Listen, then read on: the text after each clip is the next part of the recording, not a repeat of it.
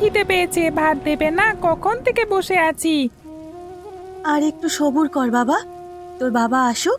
দেখছিস না কি মুষলধারে বৃষ্টি নেমেছে। বাবা তো সেই সকালে গেছে, এখনো এলো না। আমার পেটের ভেতর কেমন ডাকছে। এই দুর্যোগে তোর বাবা আসবে কি করে? রাস্তাঘাট সব তো জলে ভেসে গেছে। আয় আমার কাছে আয়, বসে একটু গল্প শোন।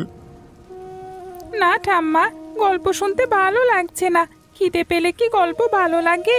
আজকে সকালেও তো শুধু নুন দিয়ে দুটো পান্তা খেয়েছি, আর কিছু ছিল না।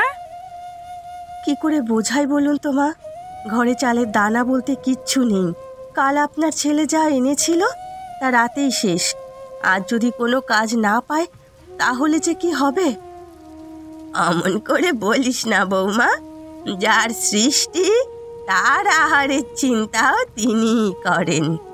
এত উতলা হতে নেই, একটা না একটা ব্যবস্থা হয়েই যাবে। কি করে মনকে বোঝাই মা? এই দেখুন না, চালের ফুটো দিয়ে কেমন জল পড়ছে। জল আটকাতে আটকাতে আমার হাত ধরে গেল। বর্ষা নামলেই আমাদের এই দশা হয়। না আছে ঠিকমতো কাজ, না আছে ঠিকমতো ঘরে খাবার, শুধু চারিদিকে জল আর কাদা। এই জীবন আর ভালো লাগে না। ঠাম্মা, তুমি না বলেছিলে আমাদের গাছের কলার মোচাগুলো বড় হলে আমাকে বড়া ভেজে দেবে? এইগুলো কেটে আনলে হয় না? এটা তো অনেক বড় হয়েছে। হ্যাঁ রে দাদু ভাই, দেবো তো, তবে এখন নয়। মোচাগুলো আর একটু পুষ্ট হতে দে। কচি মোচা কেটে ফেললে স্বাদও হবে না, পরিমাণেও কম হবে।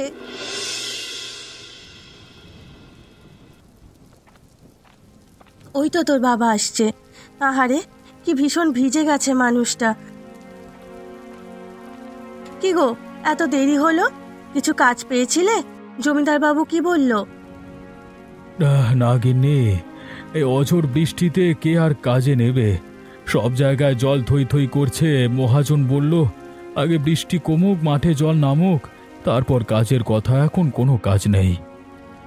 তাহলে এখন কি হবে? ঘরে তো একটা চালও নেই। প্রভৃতটা সকাল থেকে না খেয়ে আছে। আমি জানি গিন্নি, তাই তো আসবার পথে সাধু দাসের দোকান থেকে এই 1 পোয়া চাল ধারে নিয়ে এলাম। অনেক কাকুতি মিনতি করতে হলো।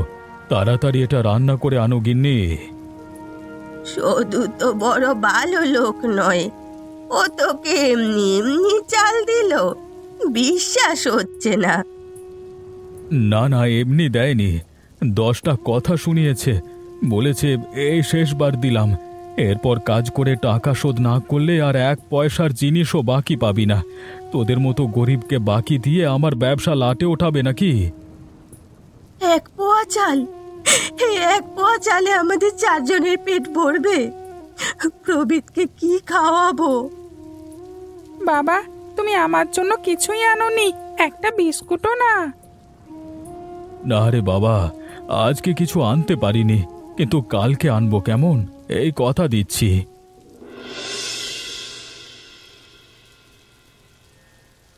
মা, আমাকে আর একটু ভাত দেবে? আমার পেট একটুও ভরেনি, আর একটু দাও না মা। আর তো ভাত নেই রে সোনা, যা ছিল সব তোকেই দিয়েছি। দেখছিস না হাড়ি খালি। নে বাবা, আমারটা খা, আমার আজকে একদম খিদে নেই। না বাবা, তাহলে তুমি কি খাবে? তোমারও তো খিদে পেয়েছে, তাই না?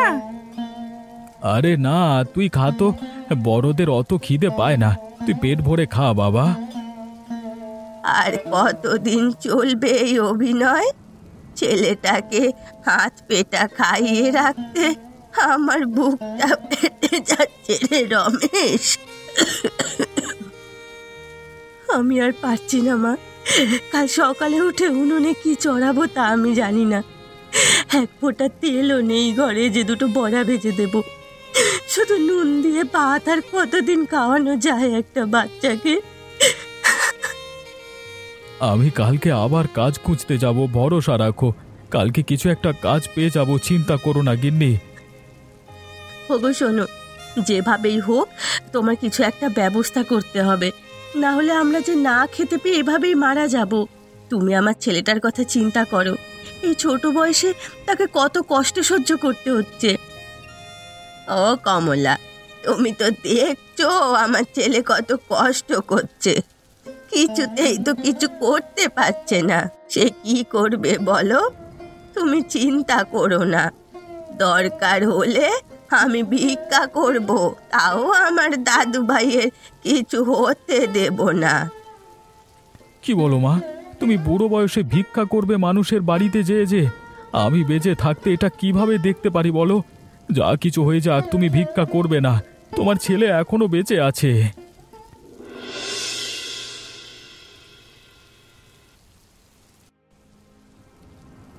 কিরে রমেশ, এই বাদলা এখানে মনমরা হয়ে দাঁড়িয়ে কি করছিস? শরীর স্বাস্থ্য ভালো তো? হ্যাঁ খগেনদা, ভালো। তুমি কোত্থেকে ফিরছো? আর বলিস না, এই তো ৫৫ তলার হাট থেকে ঘুরে এলাম। ভাবলাম ইলিশের মরশুম, দুটো বড় দেখে মাছ কিনে আনি। আর বৌদি আবার ইলিশ বাঁচা খেতে বড় ভালোবাসে, সাথে সর্ষে বাটা দিয়ে ঝাল। আহা কি স্বাদ! জিভে যেন এখনো জল চলে এলো। হ্যাঁ কিরে, কথা বলছিস না যে? তোর কি অবস্থা? না রে, এই বৃষ্টিতে আর কি কাজ পাবো? সে তো বটেই, তোদের মতো গরিবের জন্য বর্ষাকালটা তো সাক্ষাৎ জম, তাই না? সে নিয়ে তোমাকে চিন্তা করতে হবে না। আরে আমি তো তোর ভালোর জন্যই বলছি। ভাবছিলাম যদি খুব অসুবিধে হয় আমার কাছ থেকে কিছু টাকা ধার নিতে পারিস, তবে সুদটা একটু করা। না না, তার দরকার হবে না। তা বেশ, তোদের তো আবার চিন্তা নেই। বাড়ির পেছনে কলা গাছগুলো তো বেশ তরতাজা হয়েছে শুনলাম, বেশ বড় বড় মোচাও ধরেছে নাকি, তাই না? তুমি কি করে জানলে? আরে আমি খগেন মণ্ডল। গ্রামের কার বাড়িতে কি হচ্ছে, কার হাঁড়িতে কি চড়ছে, সব খবর আমার কাছে থাকে। তা মোচাগুলো কবে কাটছিস? এখনো ঠিক করিনি, মা বলছে আর একটু বাদে কাটতে। ও তাই বুঝি? তা ঠিক, যত পুষ্ট হবে ততই স্বাদ। চলি রে ভাই, বাড়িতে আবার গরম গরম ইলিশ ভাজা অপেক্ষা করছে। ভিজে শরীরে বেশিক্ষণ থাকিস না, অসুখ করবে। গরিবের অসুখ করা মানে তো বুঝিসই, সাক্ষাৎ মৃত্যু। মা, আজও পান্তা ভাত দিয়ে নুন আমি খাবো না। একটু খেয়ে নে বাবা, না খেলে শরীর যে অসুস্থ হয়ে যাবে। আজকের মতো খেয়ে নে, কালকে আমি ভালো কিছু রান্না করব। মা, তুমি এই কথা প্রতিদিনই বলো, কিন্তু প্রতিদিনই আমাকে নুন দিয়ে ভাত খেতে হয়। নুন দিয়ে ভাত খেতে খেতে আমার জিভ যে নুনাক্ত হয়ে গেছে। এত কষ্ট আমি সহ্য করতে পারছি না মা। এবারের মতো খেয়ে নে, সত্যি বলছি, কাল ভালো কিছু রান্না করব। নে এখন খেয়ে নে। না রে, আর না, এই কষ্ট আর সহ্য হচ্ছে না। আমি কালকে সকালেই মোচাগুলো কেটে ফেলবো। কিন্তু ওটা তো ঠিক মতো হয়নি রে বাবা, আর কয়েকটা দিন। আর কয়েকটা দিনের জন্য অপেক্ষা করা যাবে না মা। ছেলেটার শুকনো মুখের দিকে আমি আর তাকাতে পারছি না। কালকে মোচাগুলো কেটে কিছু রান্না করব, আর বাকিটা হাটে বেচে যা পাই তাই দিয়ে চাল ডাল কিনে আনবো। সত্যি বলছো? তাহলে তো খুব ভালো হয়। সত্যি বাবা, কালকে আমরা মোচার বড়া খাবো গরম গরম। হ্যাঁ বাবা, সত্যি। তুই কালকে পেট ভরে খাবি। যা ভালো বুঝিস তাই কর, কিন্তু আমার মনটা কেন জানি না খুব ডাকছে। খগেনটা আজ নাকি তোর কাছে মোচার কথা জিজ্ঞেস করছিল। হ্যাঁ মা, করছিল, কিন্তু ও কি করবে? ও তো শুধু বড়াই করতে ভালোবাসে। তুমি অহেতুক চিন্তা করছো। কালকে ভোরবেলায় আমি উঠে মোচাটা কেটে আনবো, কেউ টেরও পাবে না। বাবা, কালকে সকালে মোচা কেটে খাবি তাই না? বড় শখ হয়েছে। গরিবের আবার অত শখ কিসের? তোদের মুখে হাসি ফুটবে আর আমি দেখবো, তা হচ্ছে না। আমি থাকতে তোদের কপালে সুখ নেই।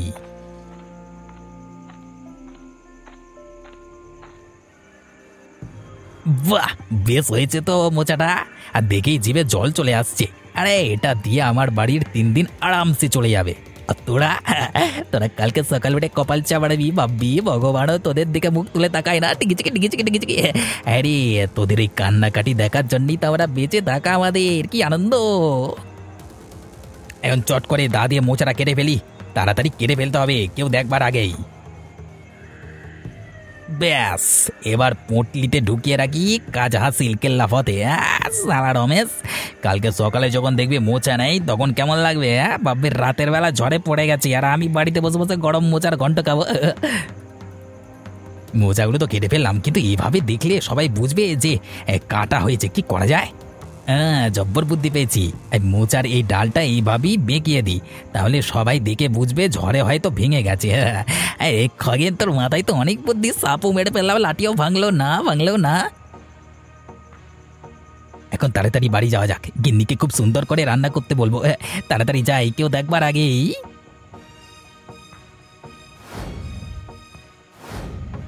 কিরে অন্ধকারে ওখানে কিরে, কে বলছিস বল, না হলে ছাতা দিয়ে আজকে পিটিয়ে ছাড়বো না, ছাল তুলে দেবো।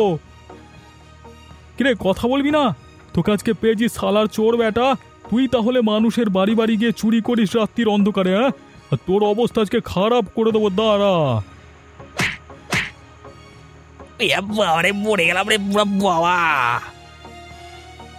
এই কণ্ঠটা তো চেনা চেনা লাগছে। না, চিনে ফেলবার আগে এখান থেকে কেটে পড়তে হবে। উড়ে বাবা, পালাই। ওগো, সর্বনাশ হয়ে গেছে, তাড়াতাড়ি এসো। মা, দেখে যান কি হয়েছে, আমাদের সব আশা শেষ। কি হয়েছে গিন্নি? অমন করে চিৎকার করছো কেন? কি হলো?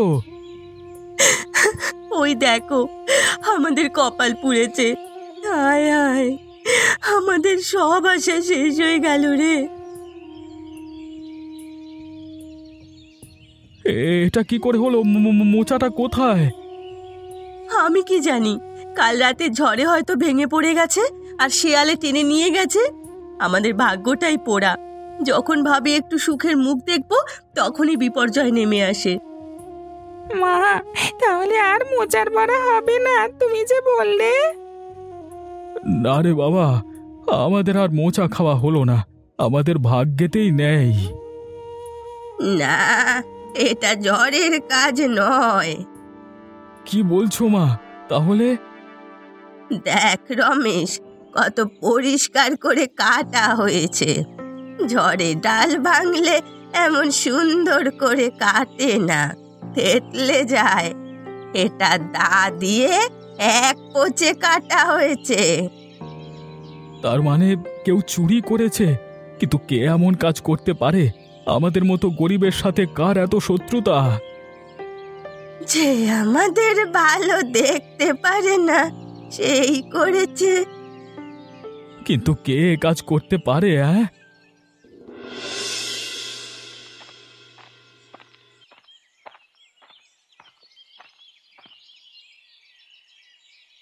কিরে রমেশ, মুখটা এমন হনুমানের মতো করে রেখেছিস কেন? আজও কাজ জোটেনি বুঝি? না না না রে না। শোন, তোদের নাকি একটা বড় ক্ষতি হয়ে গেছে। আজকে সকালে হাটে শুনলাম তোদের কলার মোচাটা নাকি ঝড়ে পড়ে গেছে। ইস, বড্ড খারাপ লাগলো শুনে। কত আশা করেছিলি ওটা নিয়ে রে। তোমার তো খুব আনন্দ হওয়ার কথা খগেনদা। কি বললি? আমি আনন্দ পাবো কেন?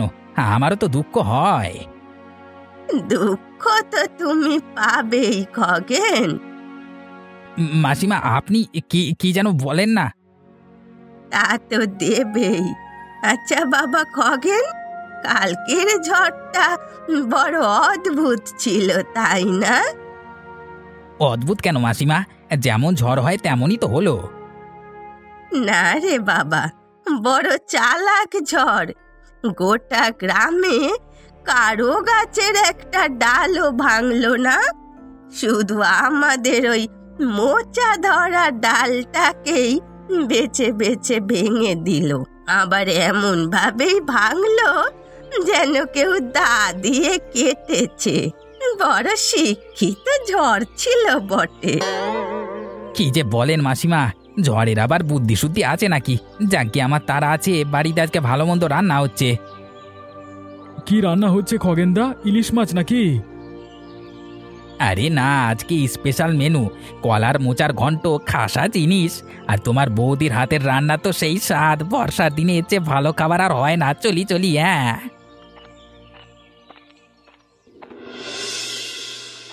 রমেশ, একটু শুনে যা। হ্যাঁ গোপালদা, বলো, কিছু বলবে? রমেশ, শুনলাম তোর কলা গাছের মোচাগুলো ঝড়ে ভেঙে গেছে বলছে। হ্যাঁ গোপাল দাদা, কি আর বলবো অসহায়ের কথা। আমি তোর কষ্ট বুঝতে পারছি রমেশ।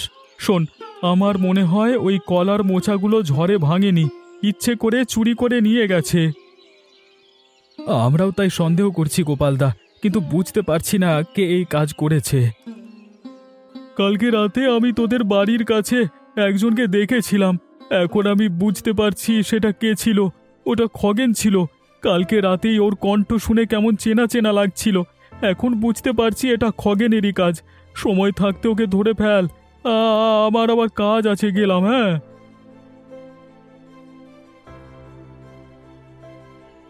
শুনলি রমেশ, আমি তোকে বলেছিলাম এটা খগেনের কাজ, আবার নির্লজ্জের মতো নিজের মুখে বলে গেল কলার মোচার ঘন্ট রান্না করবে। হ্যাঁ মা, সবই তো শুনলাম, কি করব বলো মা। ঠাকুর সব জানেন, ঠাকুরের একটা বিচার করো। অসহায় মানুষের সাথে এমন করার শাস্তি তুমি দাও।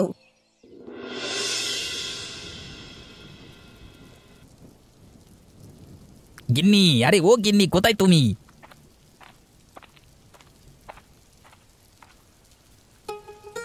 কি হয়েছে? এত ডাকাডাকি কেন করছো?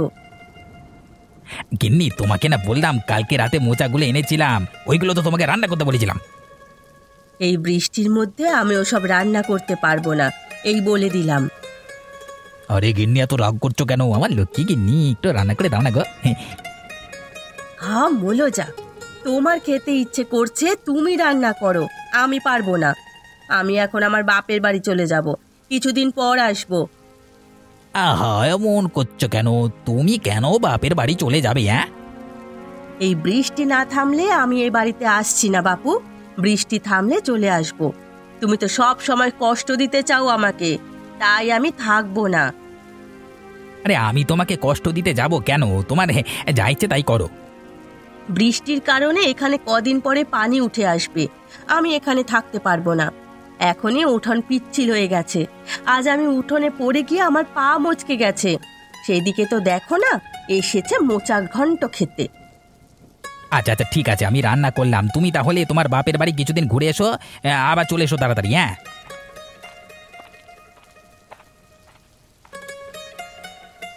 এখন আমি খুব সুন্দর করে মোচার ঘন্ট রান্না করব।